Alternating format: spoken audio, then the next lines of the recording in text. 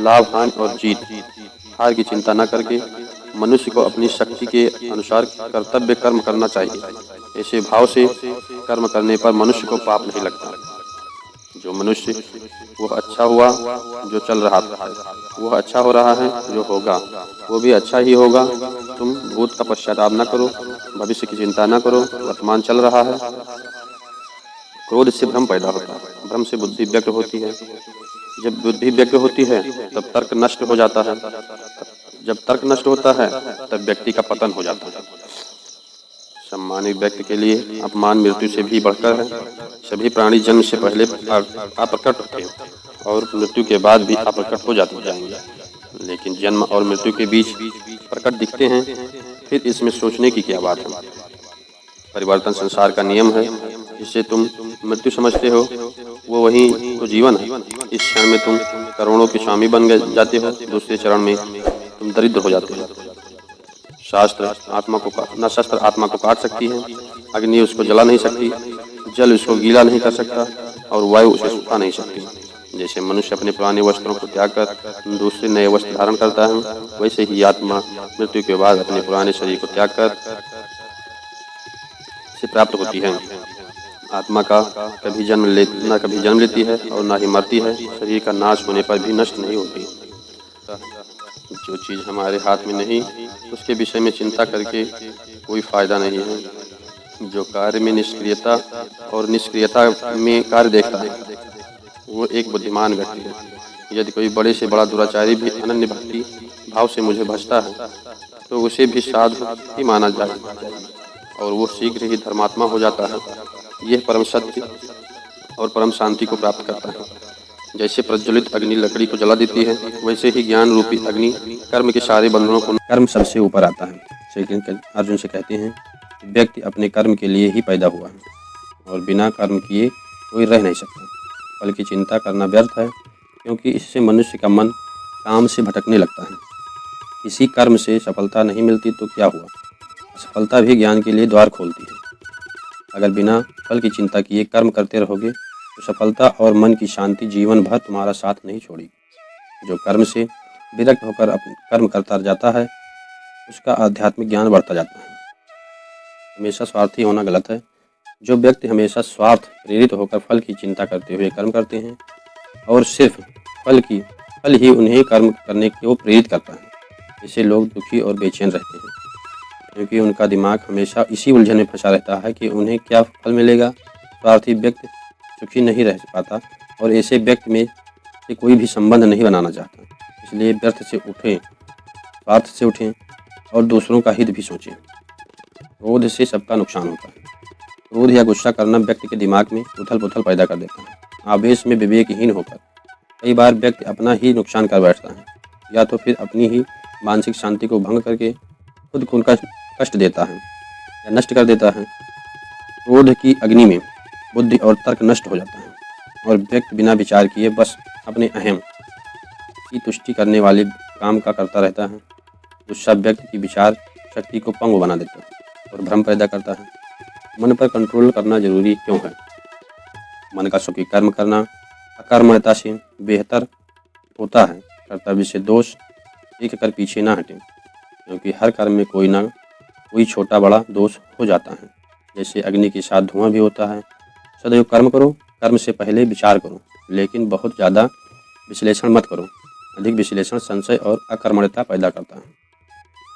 ध्यान करने से परमात्मा को अनुभव किया जा सकता है। श्री कृष्ण कहते हैं कि शारीरिक कर्म से ज्ञान का उच्च मार्ग और ज्ञान मार्ग से ऊपर ध्यान मार्ग, ध्यान मार्ग से बढ़ने से ईश्वर को अनुभव किया जा सकता है।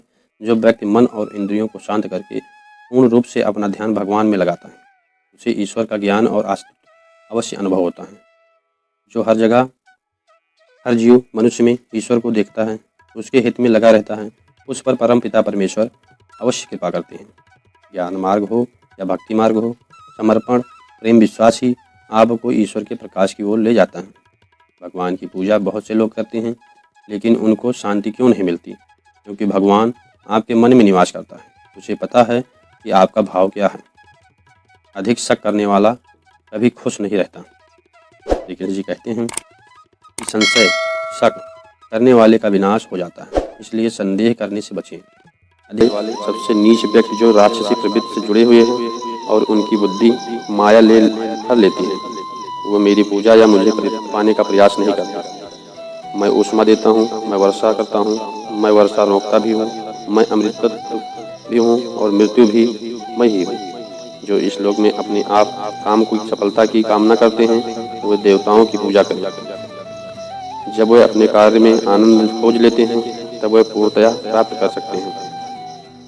इंद्रियों की दुनिया में कल्पना सुखों की शुरुआत है और अंत भी। जो दुख को जन्म देता है कर्म योग वास्तव में एक परम रहस्य है। कर्म मुझे बांधता नहीं, क्योंकि मुझे कर्म के प्रतिफल की इच्छा नहीं है। करुणा द्वारा निर्देशित सभी कार्य ध्यान से करो। सदैव संदेह करने वाले व्यक्ति के लिए प्रसन्नता न इस लोक में है न ही कहीं और। किसी और का काम पूर्णतः करने से कहीं अच्छा है कि अपना करें, भले ही उसे अपूर्णता का साथ करना पड़े। हर व्यक्ति का विश्वास उसकी प्रकृति के अनुसार होता है। जो ज्ञान और कर्म को एक रूप में देखता है वही सही मायने में देखता है। जो चीज़ हमारे हाथ में नहीं उसके विषय में चिंता करके कोई फायदा नहीं है। जो कार्य में निष्क्रियता और निष्क्रियता में कार्य देखता है वो एक बुद्धिमान व्यक्ति है। यदि कोई बड़े से बड़ा दुराचारी भी अनन्य भक्ति भाव से मुझे भजता है तो उसे भी साधु ही माना जाए और वो शीघ्र ही धर्मात्मा हो जाता है। यह परम सत्य और परम शांति को प्राप्त करता है। जैसे प्रज्वलित अग्नि लकड़ी को जला देती है, वैसे ही ज्ञान रूपी अग्नि कर्म के सारे बंधनों को नष्ट कर देती है। अपने आप जो कुछ भी प्राप्त हो उसे संतुष्ट रहने वाला, ईर्ष्या से रहित, सफलता और असफलता से संभाव वाला कर्मयोगी कर्म करता हुआ भी कर्म के बंधनों से नहीं बचता। जो आशा रहित, जिसके मन और इंद्रियां बस में है, जिससे सब प्रकार के स्वामित्व का परित्याग कर दिया है, ऐसा मनुष्य शरीर से कर्म करते हुए भी पाप को प्राप्त नहीं होता। काम, क्रोध और लोभ ये चीजों को नरक की ओर ले जाने वाले 3 द्वार हैं। इच्छा शक्ति को सलाम। अगर मन में दृढ़ विश्वास और कुछ करने की चाह हो तो कोई काम मुश्किल नहीं होता। जय श्री कृष्ण। मनुष्य को सिर्फ कर्म करने का अधिकार है, फल की इच्छा न करें। दोस्तों, यहाँ भगवान श्री कृष्ण कहते हैं कि मनुष्य को फल की इच्छा त्याग कर कर्म को अपना धर्म समझ करें, क्योंकि जो भी मनुष्य फल प्राप्ति की इच्छा करता है उसका मन फल के बारे में सोचकर अपने कर्म और कर्तव्यों में विचलित हो जाता है और उस इंसान को वो फल प्राप्त नहीं होता जिसकी उसे इच्छा की जाती थी। इसलिए भगवान श्री कृष्ण कहते हैं कि मनुष्य सिर्फ कर्म कर सकता है, फल कदापि मनुष्य के अधीन नहीं होता। जो लोग फल की इच्छा से ही कर्म करते हैं वो लोग सुख दुख आदि के चक्र में फंस जाते हैं और उनकी मन शांति नष्ट हो जाती है।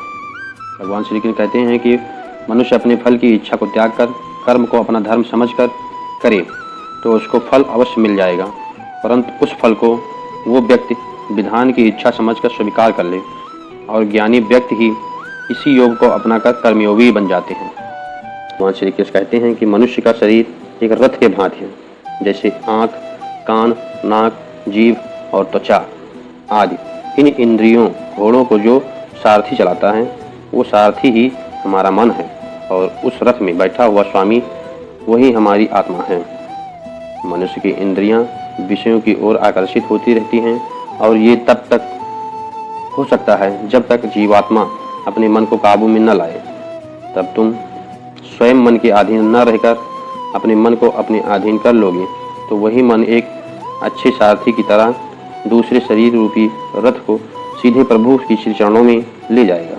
यदि मन तुम्हारा स्वामी है और तुम उसके अधीन हो तो वो तुम्हें माया के बंधन में जड़ता रहेगा और तब तुम अपने मन पर काबू पा लोगे और उसके स्वामी हो जाओगे तो वही मन तुम्हें मोक्ष के द्वार तक ले जाएगा।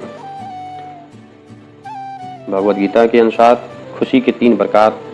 दोस्तों, भगवद गीता के अनुसार इस दुनिया में 3 प्रकार की खुशी होती है। तामसिक खुशी। दोस्तों, पहली प्रकार की तामसिक खुशी हमें ज़्यादा सोने से या ज़्यादा आलसी होने की वजह से मिलती है, यानी कि आराम करने वाली खुशी। राजसिक खुशी। दोस्तों, राजसिक खुशी हमें जो किसी मटेरियल गोल को अचीव करने के बाद मिलती है, जैसे कि पैसे कमाना, गाड़ी खरीदना, दारू पीना आदि चीज़ें करने से जो हमें खुशी मिलती है वो राजसिक खुशी कहलाती है। सात्विक खुशी। दोस्तों, ये जो तीसरी खुशी की प्रकार की खुशी होती है उसे सात्विक खुशी कहते हैं। भगवद गीता में कहा गया है कि तामसिक और राजसिक ये दोनों खुशियाँ अस्थायी होती हैं, पर सात्विक खुशी है ना तो वो पहले हमें जहर की तरह लगती है, लेकिन बाद में वो हमें शहद की तरह लगने लगती है। भगवद गीता हमें बहुत कुछ सिखाता है। भगवान श्री कृष्ण कहते हैं, इस संसार में केवल दो ही वस्तु है, एक शरीर और दूसरा उस शरीर में रहने वाला शरीरी। इस शरीर में रहने वाला जो आत्मा रूपी शरीर है वो कभी भी नहीं मरता, और जो शरीर है वो सदा नहीं रहता। आत्मा एक शरीर छोड़ता है और दूसरा शरीर धारण कर लेता है। बिल्कुल वैसे ही मनुष्य अपने पुराने कपड़े उतारकर नए कपड़े धारण कर लेता है। आत्मा नित्य है, इसलिए वो नहीं बदलती, परंतु शरीर नाशवान है, इसलिए एक ही आत्मा के कई शरीर बदलते हैं। इसलिए हर जन्म में हमारी आत्मा नए नए शरीर धारण कर लेती है। दोस्तों, भगवान श्री कृष्ण कहते हैं, प्रलोभ केवल मनुष्य का बनता है।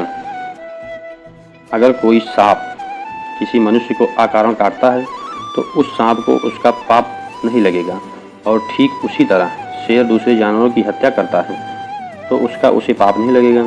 या बकरी का उदाहरण लीजिए, बकरी किसी की हत्या नहीं करती है और सिर्फ घास खाती है, तो इस कारण वो पुण्य की भागी नहीं बनती।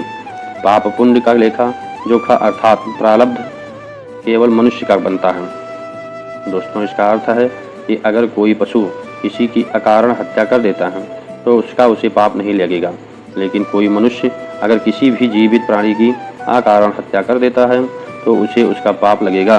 इस पृथ्वी